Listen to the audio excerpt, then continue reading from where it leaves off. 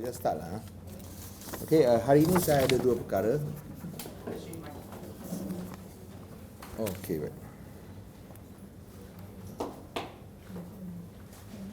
Okay, terima kasih. Selamat pagi kepada semua. Selamat pagi kepada Yang Berhormat Tan Kok Wai yang bersama dengan saya dan juga Yang Berhormat Ong Kem Meng. Hari ini saya ada dua perkara. Dan juga Yang Berhormat Lim Lik Eng, Ahli Parlimen Kepong yang bersama dengan pihak kami. Yang Berhormat Tu Chi pun ada.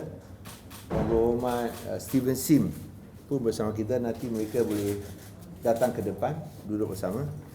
Saya ada dua perkara yang saya nak umumkan di sini. Ialah satu, ialah berkaitan dengan usul saya untuk merujuk Yang Berhormat Gombak, iaitu Datuk Seri Azmin Ali, kepada peraturan Majlis Mesyuarat Dewan Rakyat Hak dan Kebebasan, kerana beliau telah mengelirukan Dewan.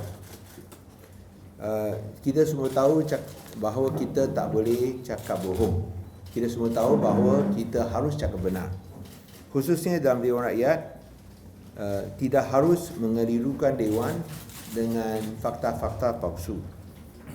Dan apabila Yang Berhormat Gombak Azmin Ali menyatakan bahawa pihak Kerajaan Pakatan Harapan telah setuju untuk ratifikasi perjanjian CPTPP, iaitu perjanjian komprehensif dan progresif bagi perkongsian Trans-Pasifik,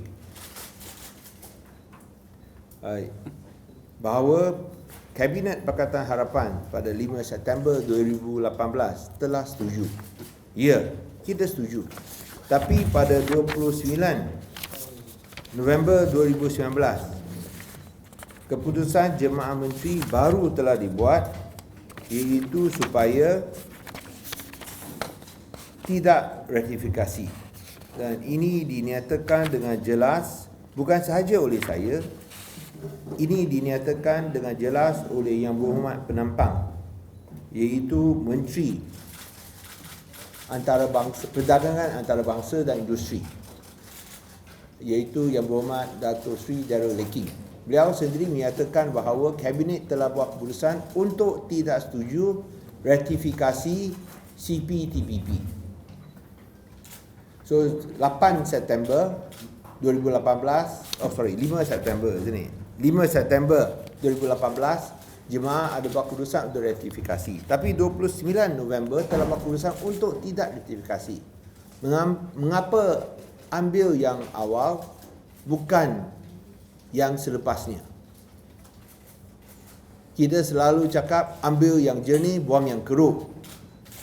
Tapi tengok itu Yang Berhormat Datuk Seri Azmin Ali, dia buat sebaliknya.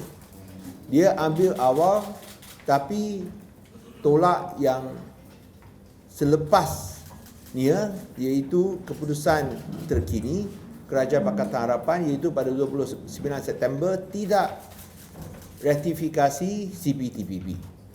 Dan beliau masih tidak mahu betulkan maklumat palsu ini. So saya telah buat satu surat kepada Speaker pada 6 Ogos ini, saya akan edarkan untuk merujuk Yang Berhormat Gombak kepada Jadual Hak dan Kebebasan kerana telah memberikan maklumat palsu dan terus mengelirukan Dewan.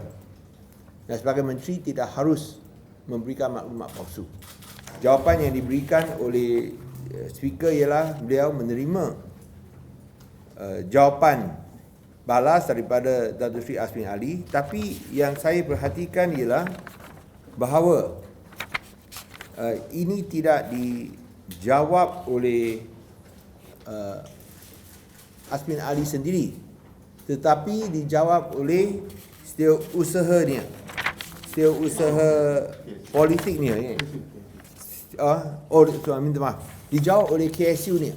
Tidak dijawab oleh Azmin Ali, tapi dijawab oleh KSU ni. Dan ini adalah satu perkara yang tidak betul.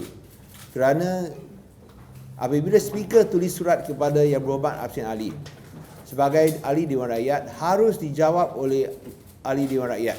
Tidak boleh diwakilkan kepada orang lain. Dengan meminta KSU ni untuk jawab, itu adalah sesuatu yang tidak hormat malah menghina speaker dan juga Dewan Rakyat.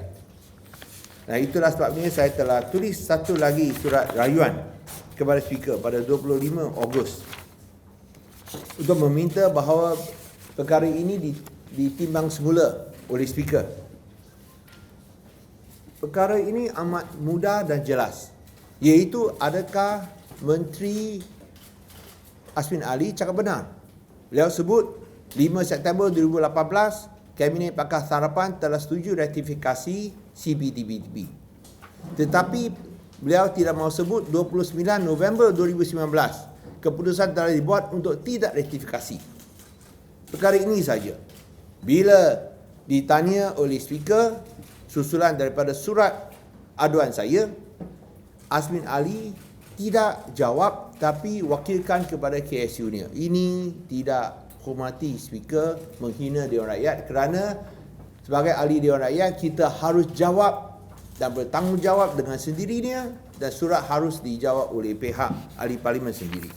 So itu menjadi satu asas mengapa perkara ini harus dipertimbangkan semula oleh speaker pada 25 hari bulan Ogos.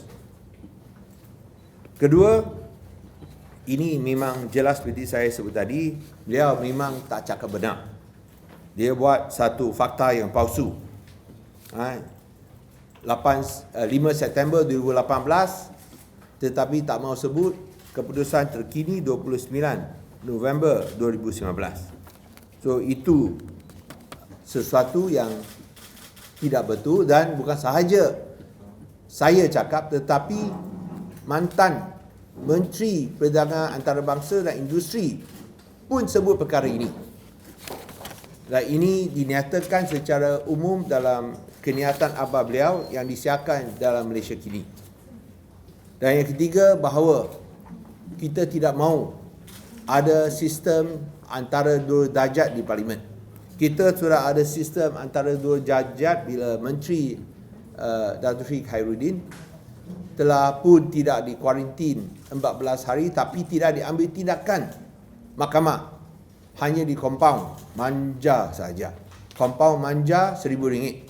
Sedangkan makcik warga emas 72 tahun dihadapkan ke mahkamah, didenda RM8,000 dan dipenjarakan 1 hari.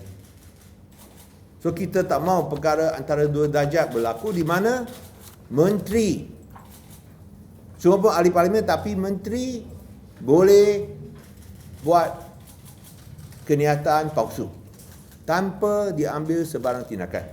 Oleh itu, kami harap speaker jangan tunjuk ada sistem antara dua darjat di mana seorang ahli parlimen mesti cakap benar. Tak kira dia menteri, dia mesti berikan lebih-lebih lagi kalau dia menteri. Ini lagi penting kalau menteri, mesti berikan maklumat betul. Kalau nak cuba jatuhkan parti lawan, itu permainannya terpulang kepada beliau, tapi jangan gunakan maklumat palsu. So itu yang saya nak umumkan, bahawa memang kita lihat bahawa selepas jadi menteri atau selepas mengkhianati Pakatan Harapan, menteri ini sudah suka buat kenyataan yang tidak benar dan palsu.